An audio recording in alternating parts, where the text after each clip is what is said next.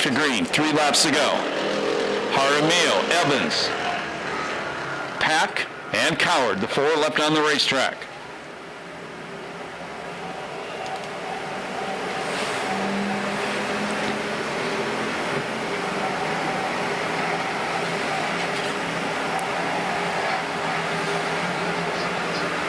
Evans, good run on the inside, has a peak on the low line.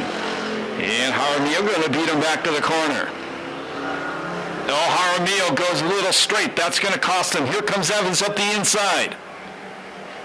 And Jaramillo outmotors him to turn number 3. Evans on the wide line. Jaramillo aims out towards San Bernardino. White flag comes out, 1 to go.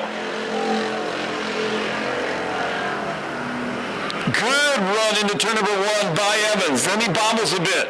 Down the back straightaway, Jaramillo trying to come back around the outside. He inches ahead going into turn number 3. Checker's going to come down this time by. Here comes Evans on the inside. Out of turn number 4, the final time. The win's going to go to Jaramillo. Second spot is Evans. Third spot is Pack. And fourth goes to Coward. No time on that one due to the yellow flag.